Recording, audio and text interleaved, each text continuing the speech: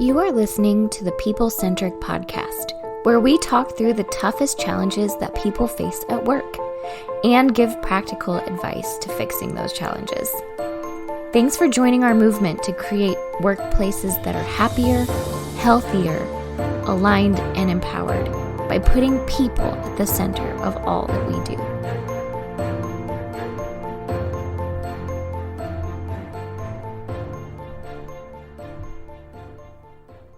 Hey, people-centric leaders. As people-centric, one of the things that we like to do is we go outside of our own team to get new ideas, to get thoughts, to get things. So we read, we consume leadership books, we consume our other podcasts. We're just always listening to what's the wisdom, not just current wisdom, but sometimes older wisdom that's out there. So today, our team is going to bring you some of that wisdom and something that we say a lot internally. We say it a lot. We don't talk about it as much externally. And we thought today's time to give you one of our secrets, to reveal it. And the secret comes from a very well-known business philosopher that we all follow. And who is the business philosopher, Diana, that we're talking about? You can do the big release, the big reveal. Bruce Lee. Bruce Lee. We're talking about Bruce Lee. Now, some of you are going like, is there a different Bruce Lee that I don't know about? Are you talking about like Kato, like the Kung Fu guy? Yeah. Kung Fu master Bruce Lee. Bruce Lee. Yes. And how he works. Philip, I'm curious. Philip is on with us here now. Philip, you're a little younger than the two of us are. How much exposure have you had in your life to Bruce Lee? Like, are you familiar with him? Like, how connected are you to Bruce Lee? Oh, I mean, The Karate Kid is just the most epic movie of all time, right? Yeah. That's Yeah. He wasn't in that at all. I Just so thought you he know. was. He was clearly not a lot. You know, my Bruce Lee experience is primarily through the team here. So, Don, who is Bruce Lee? That's that's what I wanted to open up. That's amazing. You said Karate Kid, and I was like, does he think that Bruce Lee was in?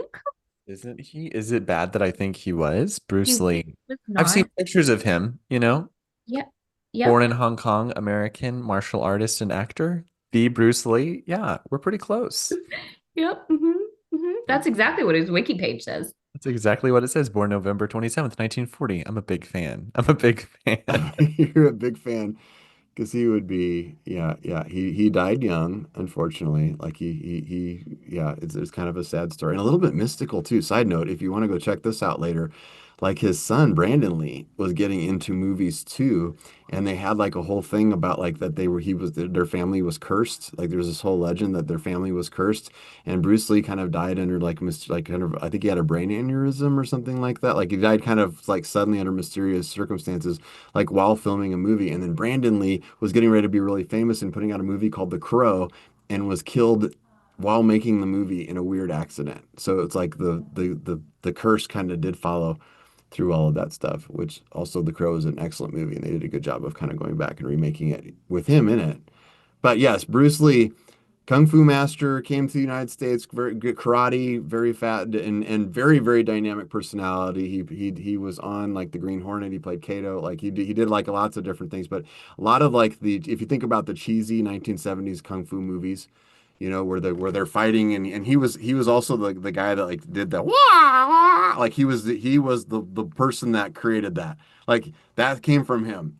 That he was the one. He would make the noises and stuff, and he was the one that he would put out and like come this way. He would gesture to people like come fight me, and then he was super super fast and all the things. But one of the things that he was famous for saying is a statement that he would say called be water, be like water was the statement. Be like water. And there's several, you can go on YouTube, you can look this up. There's several things where he says like, be like water, my friend. And he talks about how, water takes the shape of whatever container it's in. Water doesn't fight. It doesn't fight back. So, and when he talks about it in terms of martial arts, this is where we start to use it, is it's the idea is if somebody throws a punch at you, you don't block the punch. You don't stop the punch from happening.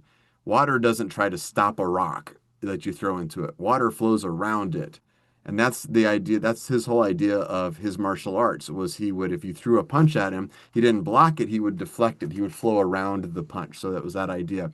So he says like if water is flowing in a brook and it comes upon a rock, the water doesn't try to break the rock. The water just moves around it. The water just flows around it. So we have applied this in a surprising number of places in business, in our own discussions of things, of problems that you encounter in your career. So if you're an employee and you're struggling and you have a problem that you're trying to overcome and you just can't quite break that rock, is there a flow like water strategy around it? If you are an owner of a business and you are struggling to try to get through an industry that is changing around you, or there's things outside of your control and there's problems, are you trying to break the rock, or is there a way for you to flow around it? We often talk about the difference between like executive leadership versus like frontline leadership. Is an executive can't see a problem and just say, I can't get past that. There's nothing we can do. You have to find a way around it. There's no place else to go, right? A supervisor can kind of say, I don't know how to get past that, and then elevate the problem up to somebody. But the executive has no place else to go, so they have to find a solution for that. And so we talk about flowing like water. How do we, if we can't break the rock, how do we flow around it? So that's the concept today. And it's myself, Don Harkey, and Diana Royalty, and Philip Herzog. Philip's going to learn a lot about Bruce Lee today. But I know you've heard us talk about this saying before, Philip, because we talk about it quite a bit internally. We have. And, I've watched a documentary on the Karate Kid, and I'm now realizing I thought Bruce Lee helped produce and choreograph it. So, Mr. Miyagi and Bruce Lee are different people. For anyone who's confused, like I was, flow like water around this, Harky. Yeah, that's Pat Morita. Just so you know, he was also on Happy Days. So Was I it did Pat not Morita confuse. and Ralph Macchio? And Ralph Macchio. Yes, Ralph Macchio. Ralph Macchio, who had no karate skills, my understanding, going into that movie whatsoever, which is kind of the basis of the movie. So he played it pretty well. Good acting, Yeah, and there's not really like a lot of karate in those movies, like the early ones, right? They're not like, it's like the early like Jedi sword fights in Star Wars. It's just, Isn't there a new Karate Kid now? I think there is. Didn't Will Smith's son play? Oh, you might be. Well, I don't know. I I don't think know that's now. true.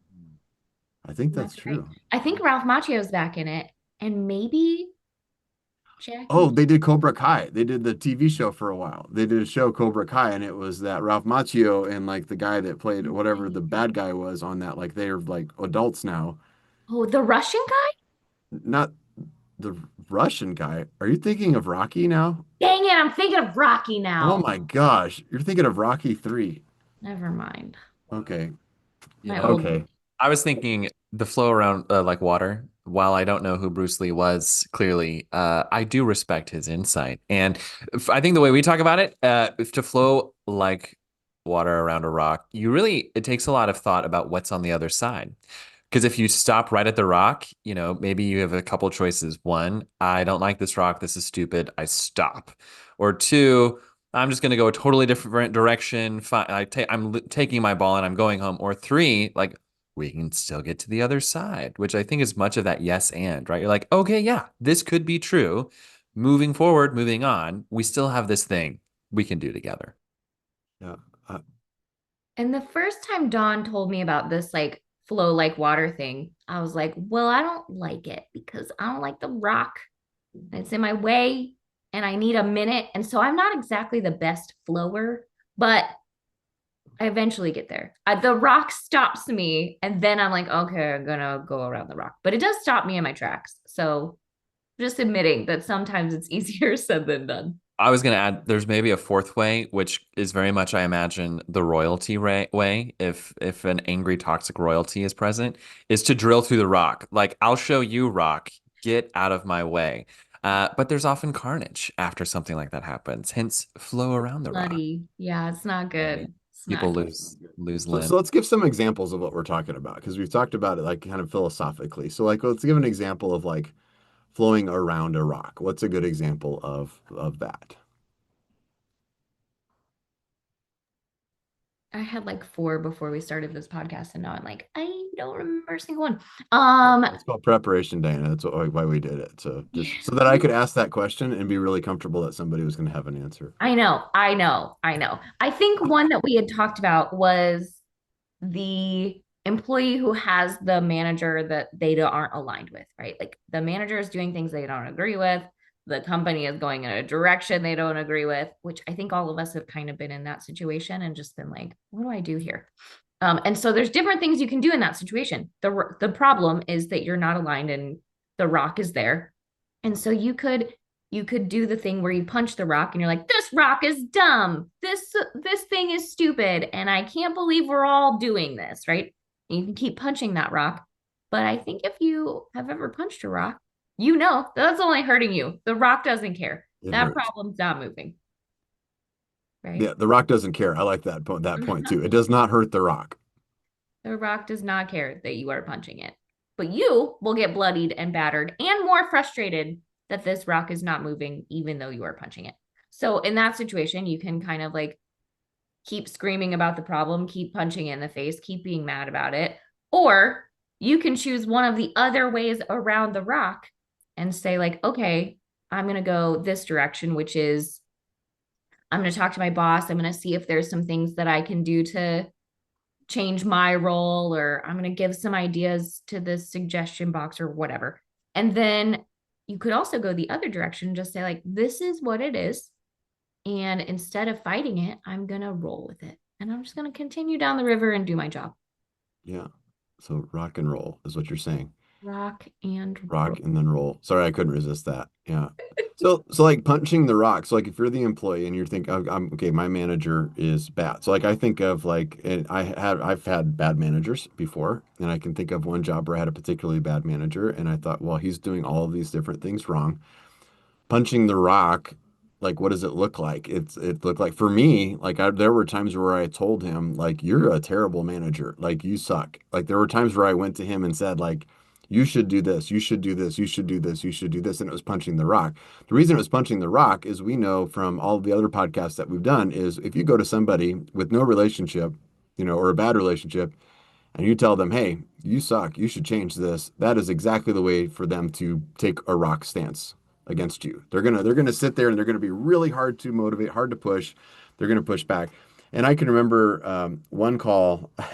I was I was I was in another control room. It was back when I was in manufacturing, and my supervisor, who I did not get along with, called the operator in that control room and was complaining about me to the operator. And I was sitting there, and in the control room, the phones were turned up really high, so I could hear both sides of the phone call. And the poor operator was sitting there like on the phone, just like looking at me with his eyes wide open and like just listening to him just rant about how awful I am and all these other things, like just listening to it.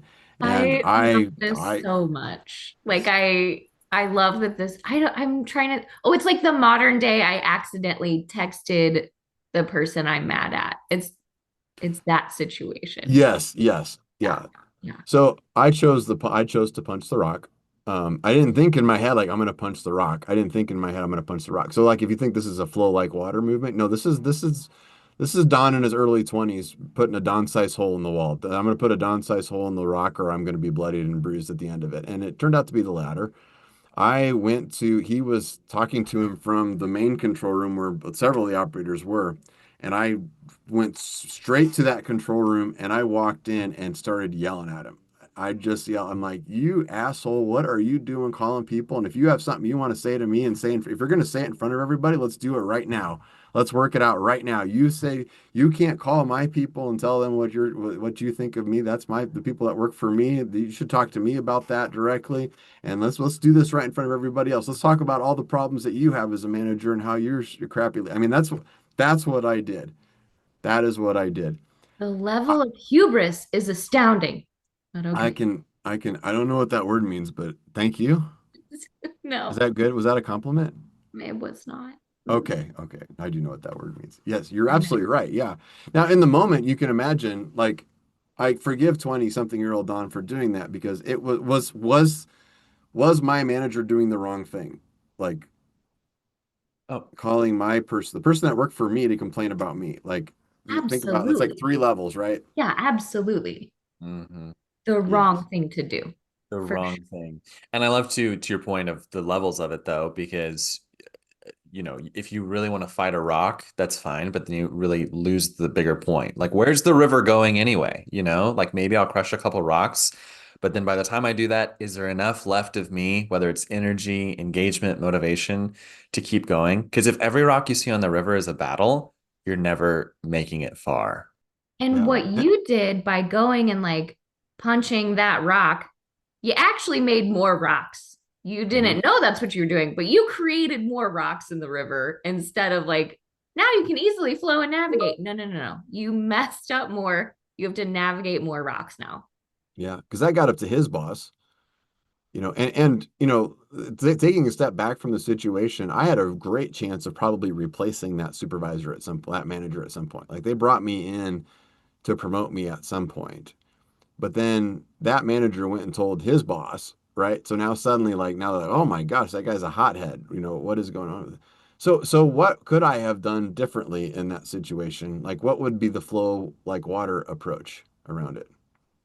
I would say it could have been so similar, right? So really similar ingredients, less of a simmer. So give it time to cool. I think one of the things we always say, don't fight angry. So if you're angry, don't hit that rock, right? We all have done that before. So don't intentionally stub your toe.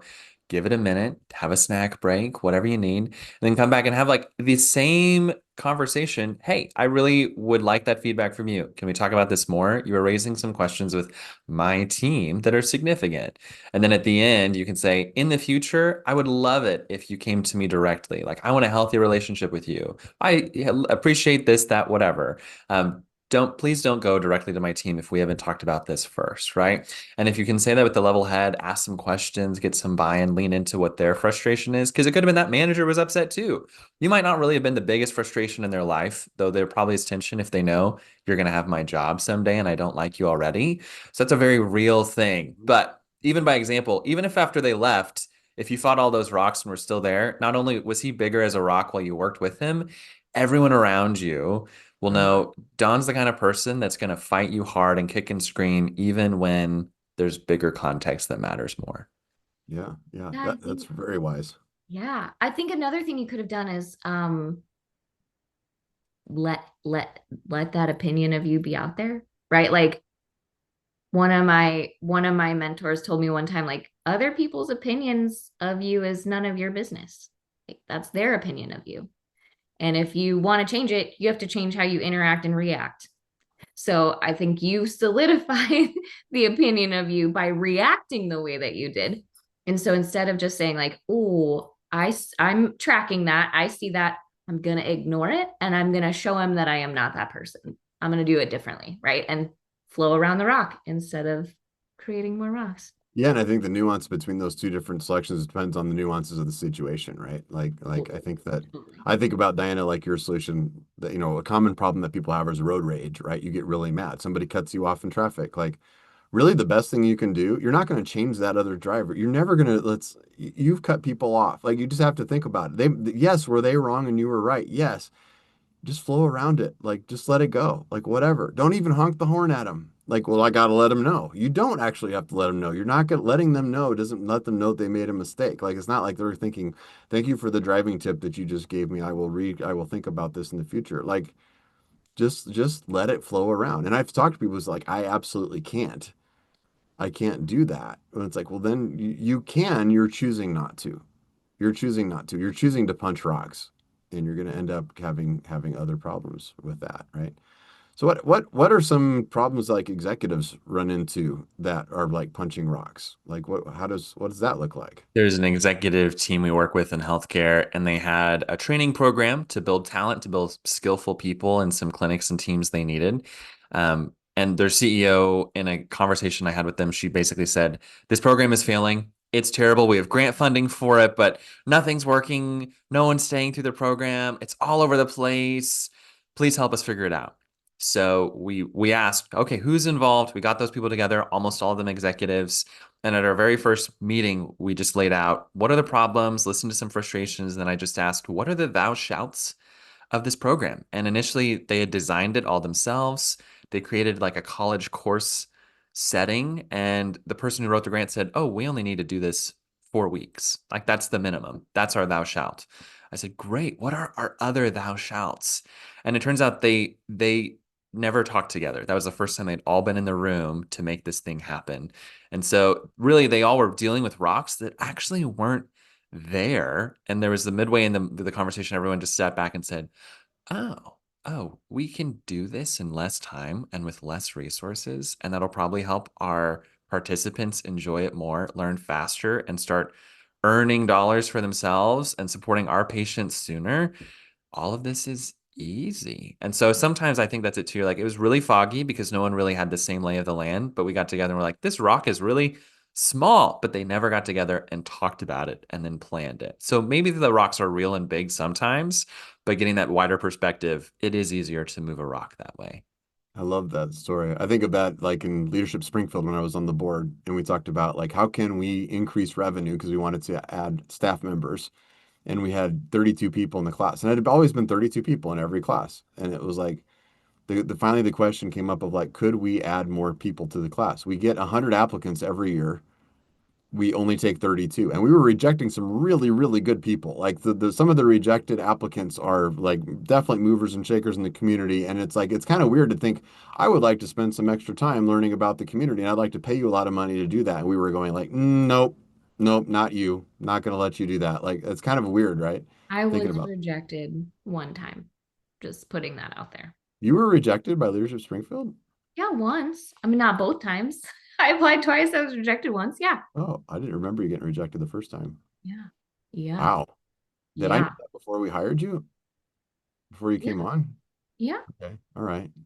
Wow. So Yeah, yeah. I'll have to float around that rock now. That changed my opinion. Movers and shakers being Movers rejected. and But I shakers. think it really was like they had a great class that year. Well, and So they did, and what the reason people would get rejected was a lot. Most of the time, it wasn't because of their application; it's because they were trying to get certain number of people in each category. So if they had different categories, if 3 people from the local hospital all applied, they were going to take one. If 3 people from the university applied, they were going to take one. If 3 small business people applied, they were going to take one. So I mean, that's kind of how they would make those decisions. And it was a rock in the organization for a long time because it's like we can't make more money because it's 32 people, and it's to show how powerful like those mental rocks are. The first time it was suggested that maybe we expand the class, there were people who were like, we cannot do that. We absolutely can't do that. And I remember the discussion. I've used it, and I know I've used this example in the podcast before, but like the discussion was like, we can't because the bus can't fit more people. Like the bus only has 34 seats. And I remember in the discussion, I said, well, then we can go to 34. And they're like, no, no, no, Don, there's a cooler. Like the cooler has to sit in the front 2 seats, and then we can do the other things.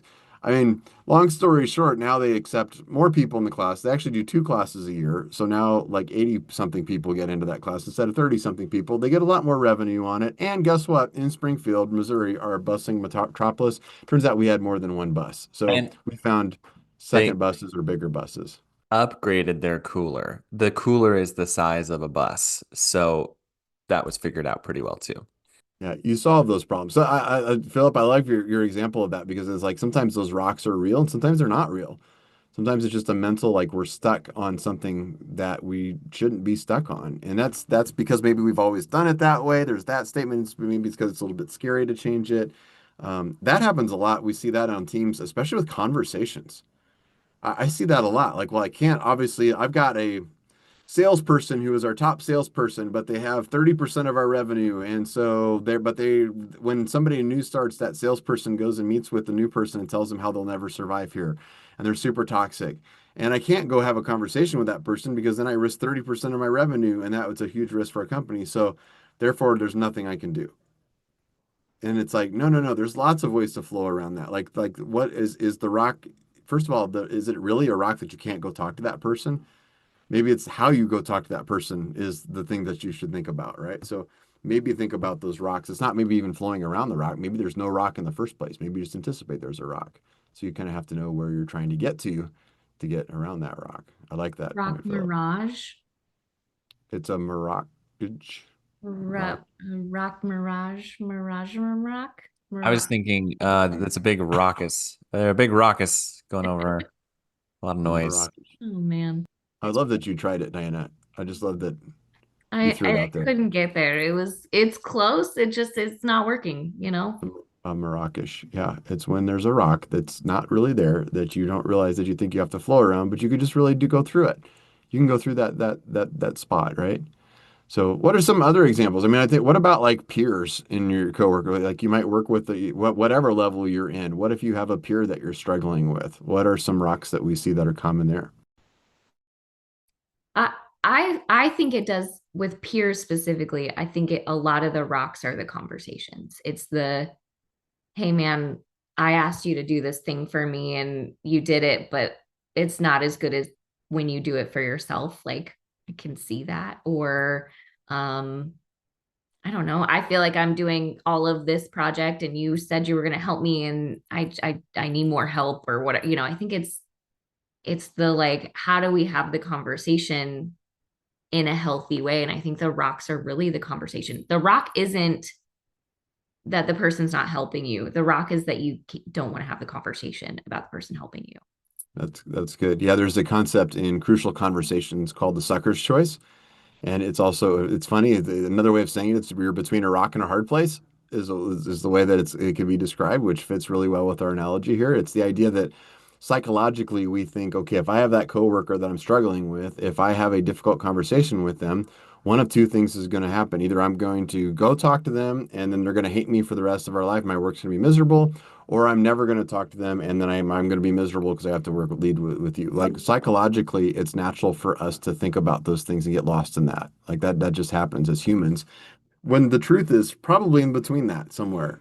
Like it's probably not going to be the best thing you've ever done or the worst thing you've ever done. It's probably going to be something in between all of that stuff. So don't get stuck in the sucker's choice, right? So I love this topic. We have used that analogy a lot on our team. That's why we try to bring it to you is like, is there really a rock? What's on the other side of the rock? How do we flow just around the rock? And there's examples sometimes where I like Diana, what you said, just sometimes just get over it. Sometimes the rock's in your head. Like if your manager is not doing the right things and you can't control that and there's no chance of you thinking about changing it, then sometimes the best thing you can do is just say, okay, I've got a manager who's not doing the right things. Can I live with it? Can I just move on from it? We've talked about like even in a job, maybe your employers aren't doing the right things. And you're like, I want to change my employer because I love this team and I got to do this. And it's like, yeah, but you don't. You can't. It's a rock. You can't change that. Like maybe you can't change that thing. So then you have to decide, do you stay or do you go? And how do you flow around the rock? If you can't change it, you could leave. That's flowing around the rock. Some of you are saying, yeah, but that's not fair. Yeah, the rock is not fair.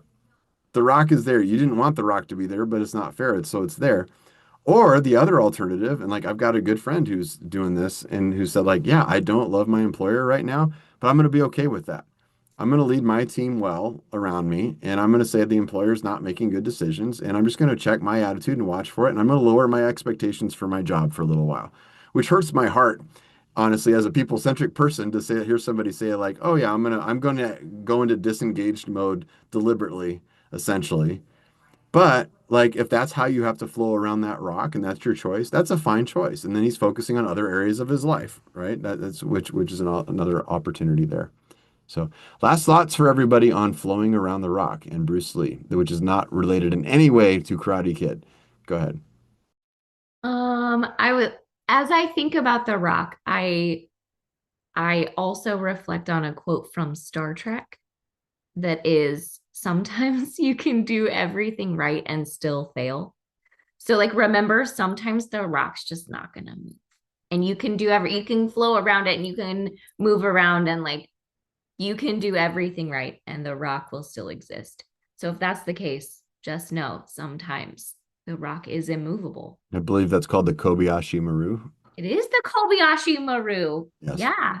We're nerds here. Look at Philip. He's shaking his head still. You I got know. some assignments to do to go catch up on some old movies there, Philip, so that you can catch up.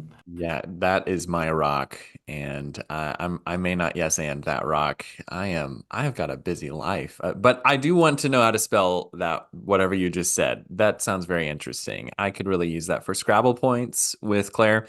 So I was Kobayashi Maru, that's it. that is Okay. quite the yeah. What is that? French? No. The Kobayashi Maru, I should explain it. So if anybody else is listening who's a Philip is like, what does that mean? It's basically a thing that they make all starship captains go through, and it's an exercise where it's the unwinnable scenario. So they put you in a simulator and they make you go through the scenario where you can make all the decisions and you can do all the things right, and at the end you still die. And they want to watch and see how you handle it.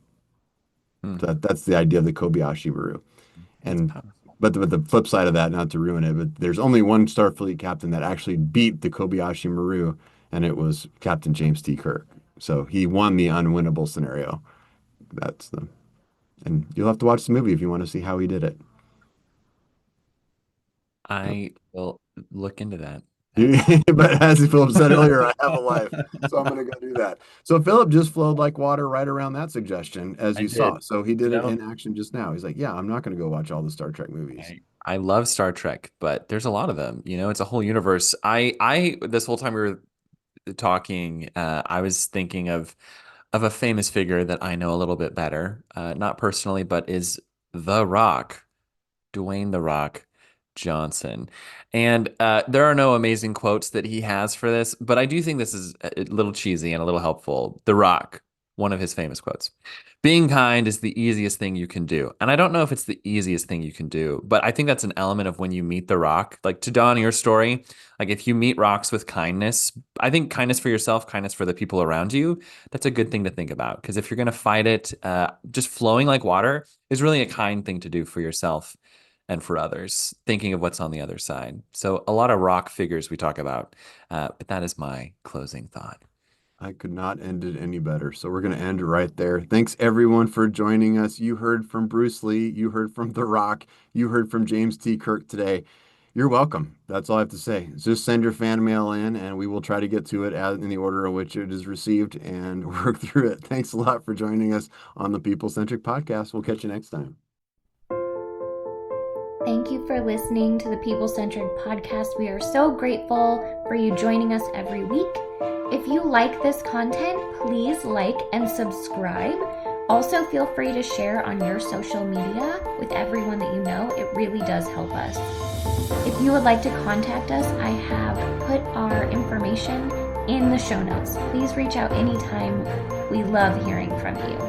We will be back next week with a new topic. Until then, be well and lead well.